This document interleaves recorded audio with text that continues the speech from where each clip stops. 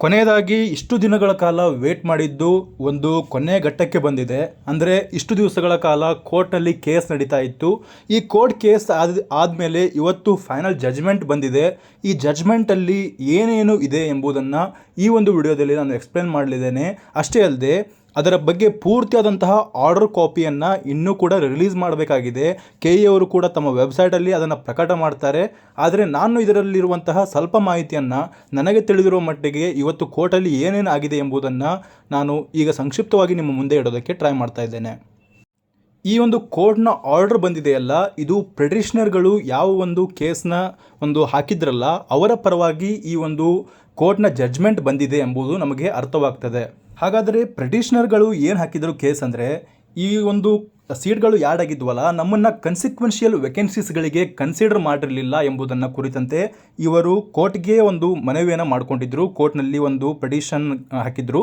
ಅದಕ್ಕೆ ಒಂದು ಕ್ಲಾರಿಟಿ ಈಗ ಸಿಕ್ಕಿದೆ. ಏನಂದರೆ ರೌಂಡ್ 2 ಅಲ್ಲಿ ಸೀಟನ್ನು ತೆಗೆದುಕೊಂಡಿರುವಂತಹ ಅಡ್ಮಿಷನನ್ನು ತೆಗೆದುಕೊಂಡಿರುವಂತಹ ವಿದ್ಯಾರ್ಥಿಗಳನ್ನು ರೌಂಡ್ 3ಯ ಅಂದರೆ ಮಾಪಪ್ ರೌಂಡ್ನ ಕನ್ಸಿಕ್ವೆನ್ಷಿಯಲ್ ವೇಕೆನ್ಸೀಸಿಂದ ಎಕ್ಸ್ಕ್ಲೂಡ್ ಮಾಡುವಂತಿಲ್ಲ ಅನ್ನೋದನ್ನು ಕೂಡ ಮೆನ್ಷನ್ ಮಾಡಿದ್ದಾರೆ.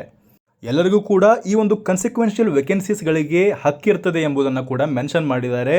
ಈಗ ಬಹಳಷ್ಟು ಜನ ಕೇಳ್ಬೋದು, ಈಗ ಮತ್ತೊಂದು ರೌಂಡನ್ನು ಮಾಡ್ತಾರಾ ಅಥವಾ ಏನು ಮಾಡ್ತಾರೆ, ಈಗ ಹಳೆಯ ಒಂದು ಆಪ್ಷನ್ ಎಂಟ್ರಿಯನ್ನು ಕನ್ಸಿಡರ್ ಮಾಡಿ ಮುಂದುವರಿತಾರಾ ಅಥವಾ ಏನು ಮಾಡ್ತಾರೆ? ಆಪ್ಷನ್ ಎಂಟ್ರಿಗೆ ಸಂಬಂಧಪಟ್ಟಂತೆ ನಾನು ಹೇಳ್ತಾ ಇರೋದು, ಈ ಆಪ್ಷನ್ ಎಂಟ್ರಿಗೆ ಇನ್ನೊಂದು ಬಾರಿ ಅವಕಾಶ ಕೊಡ್ತಾರಾ ಈ ಒಂದು ಸೆಕೆಂಡ್ ರೌಂಡಲ್ಲಿ ಸೀಟ್ ತೆಗೆದುಕೊಂಡಿರುವಂಥ ವಿದ್ಯಾರ್ಥಿಗಳಿಗೆ ಅನ್ನೋದನ್ನು ನೀವು ಕೇಳ್ಬೋದು. ಅದನ್ನು ಪೂರ್ತಿಯಾಗಿ ಕೆ ಎ ಕ್ಲಾರಿಟಿ ಕೊಡಬೇಕಾಗಿದೆ. ಕೆ ಎ ಅವರು ತಮ್ಮ ನೋಟಿಸಲ್ಲಿ ಬಿಡ್ತಾರೆ, ನೋಟಿಫಿಕೇಷನ್ ರಿಲೀಸ್ ಮಾಡ್ತಾರೆ ಆಪ್ಷನ್ ಎಂಟ್ರಿಗೆ ಕುರಿತಂತೆ. ಅದರ ಬಗ್ಗೆ ನನಗೂ ಕೂಡ ಮಾಹಿತಿ ಪೂರ್ತಿಯಾಗಿ ಗೊತ್ತಿಲ್ಲ. ಈಗ ಕೋರ್ಟಲ್ಲಿ ಬಂದಿರುವಂತಹ ವಿಷಯವೇನೆಂದರೆ, ರೌಂಡ್ 3ಯಲ್ಲಿ ಭಾಗವಹಿಸುತ್ತಿರುವಂತಹ ಎಲ್ಲ ವಿದ್ಯಾರ್ಥಿಗಳಿಗೂ ಕೂಡ ಕನ್ಸಿಕ್ವೆನ್ಷಿಯಲ್ ವೇಕೆನ್ಸೀಸ್ಗಳಿಗೆ ಹಕ್ಕಿರ್ತದೆ ಎಂಬುದು ಕೂಡ ತಿಳಿದು ಬಂದಿದೆ. ರೌಂಡ್ 2 ಅಲ್ಲಿ ಸೀಟನ್ನು ತೆಗೆದುಕೊಂಡಿರುವಂತಹ ವಿದ್ಯಾರ್ಥಿಗಳು ಕನ್ಸಿಕ್ವೆನ್ಷಿಯಲ್ ವೇಕೆನ್ಸೀಸ್ಗಳಿಗೆ ಕನ್ಸಿಡರ್ ಮಾಡಿಕೊಂಡು ಅವರು ತಮ್ಮ ಸೀಟನ್ನು ಬೆಟರ್ ಮಾಡ್ಕೊಳ್ಬಹುದು ಎಂಬುದನ್ನು ಕೂಡ ಮೆನ್ಷನ್ ಮಾಡಿದ್ದಾರೆ.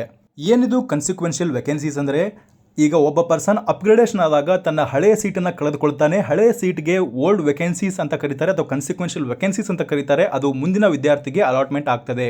ಇದು ಚೈನ್ ಕಂಟಿನ್ಯೂ ಆಗ್ತದೆ. ಈ ಒಂದು ಪ್ರೊಸೆಸನ್ನು ಏನಂತ ಕರೀತಾರೆ? ಕನ್ಸಿಕ್ವೆನ್ಷಿಯಲ್ ವೇಕೆನ್ಸೀಸ್ಗಳನ್ನು ಫಿಲ್ ಮಾಡುವುದು ಅಂತಾರೆ. ಇದರಿಂದ ಇಂಪ್ಯಾಕ್ಟ್ ಏನಾಗ್ಬೋದು ಅಂದರೆ, ಆಲ್ರೆಡಿ ಜಾಯ್ನ್ ಆಗಿರುವಂತಹ ವಿದ್ಯಾರ್ಥಿಗಳು ತಮ್ಮ ಸೀಟನ್ನು ಅಭಿವೃದ್ಧಿಗೊಳಿಸ್ಕೊಳ್ಬೋದು ಅಥವಾ ಅಪ್ಗ್ರೇಡೇಷನ್ ಆಗ್ಬೋದು.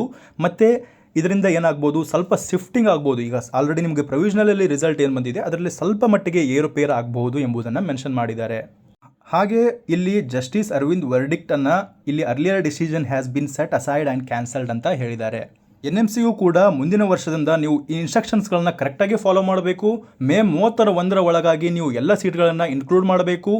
ಈ ವರ್ಷ ಏನೋ ಒಂದು ಆಗಿದೆ, ಬಟ್ ಮುಂದಿನ ವರ್ಷ 31ರ ಒಳಗಾಗಿ ನೀವು ಸೀಟನ್ನು ಇನ್ಕ್ಲೂಡ್ ಮಾಡಬೇಕು ಅಂತ NMC ಅವ್ರಿಗೂ ಕೂಡ ವಾರ್ನಿಂಗ್ ಮಾಡಿದ್ದಾರೆ ಅಥವಾ ಹೇಳಿದ್ದಾರೆ.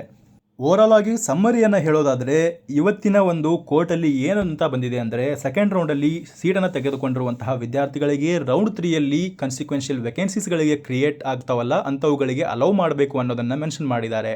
ಇದರ ಕುರಿತಂತೆ ಪೂರ್ತಿಯಾದಂತಹ ನೋಟಿಫಿಕೇಷನನ್ನು ನಾವು ಕೆ ಎ ಕಡೆಯಿಂದ ಎಕ್ಸ್ಪೆಕ್ಟ್ ಮಾಡ್ತಾ ಇದ್ದೇವೆ. ಕೆ ಎ ಅವರು ಈ ಒಂದು ನೋಟಿಸನ್ನು ಬಿಡ್ತಾರೆ, ನೋಟಿಫಿಕೇಷನ್ನ ಬಿಡ್ತಾರೆ. ಅಷ್ಟೇ ಅಲ್ಲದೆ ಕೆ ಎಗೆ ಒಂದು ಲಾಸ್ಟ್ ಕಟ್ ಆಫ್ ಡೇಟನ್ನು ಕೂಡ ಕೊಟ್ಟಿದೆ, 12ನೇ ತಾರೀಕು ಅಂತ ಅಂದ್ಕೊಳ್ತೇನೆ. 12ನೇ ತಾರೀಕು ಒಳಗಾಗಿ ಈ ಒಂದು ಕೌನ್ಸಿಲಿಂಗ್ ಪ್ರೊಸೆಸನ್ನು ಮುಗಿಸಿ NMCಗೆ ಎಲ್ಲ ಡಾಟಾವನ್ನು ಸಬ್ಮಿಟ್ ಮಾಡಬೇಕು ಅಂತ ಮೆನ್ಷನ್ ಮಾಡಿರ್ತಾರೆ. ಆದ್ದರಿಂದ ಈ ಒಂದು ನೋಟಿಫಿಕೇಷನ್ನ ಸದ್ಯದಲ್ಲಿಯೇ ಕೆ ಎ ಕೂಡ ರಿಲೀಸ್ ಮಾಡ್ತದೆ ಅಂತ ನಾನು ಬಯಸಿದ್ದೇನೆ. ಕೆ ಎ ಅವರು ನೋಟಿಫಿಕೇಷನ್ ಬಿಟ್ಟ ಮೇಲೆ ನಿಮಗೆ ಅಂಡರ್ಸ್ಟ್ಯಾಂಡ್ ಆಗ್ತದೆ ಪೂರ್ತಿ ಯಾವ ರೀತಿಯ ಒಂದು ಆರ್ಡರ್ ಬಂದಿದೆ. ಆರ್ಡರ್ ಇನ್ನೂ ಕೂಡ ಆರ್ಡರ್ ಕಾಪಿಯನ್ನು ರಿಲೀಸ್ ಮಾಡಿಲ್ಲ. ಆರ್ಡರ್ ಕಾಪಿಯನ್ನು ಪೂರ್ತಿಯಾಗಿ ಓದಿದ ಮೇಲೆ ನಮಗೆ ಅರ್ಥವಾಗ್ತದೆ ಯಾವ ಜಡ್ಜ್ಮೆಂಟ್ಗಳು ಇವತ್ತಿನ ಕೋರ್ಟ್ನಲ್ಲಿ ಬಂದಿದ್ದಾವೆ ಅಂತ. ಇಷ್ಟರ ಮಟ್ಟಿಗೆ ನಾವು ತಿಳಿದುಕೊಂಡಿರುವಂತಹ ಮಾಹಿತಿ ಪ್ರಕಾರ ರೌಂಡ್ 3 ಅಲ್ಲಿ ಯಾರ್ಯಾರು ಸೀಟನ್ನು ತೆಗೆದುಕೊಳ್ಬೇಕು ಅಂದ್ಕೊಂಡಿದ್ದಾರೋ ಅವ್ರಿಗೆಲ್ಲರಿಗೂ ಕೂಡ ಕನ್ಸಿಕ್ವೆನ್ಷಿಯಲ್ ವೇಕೆನ್ಸಿಗಳು ಕನ್ಸಿಡರ್ ಆಗ್ತವೆ ಅಂತೆ.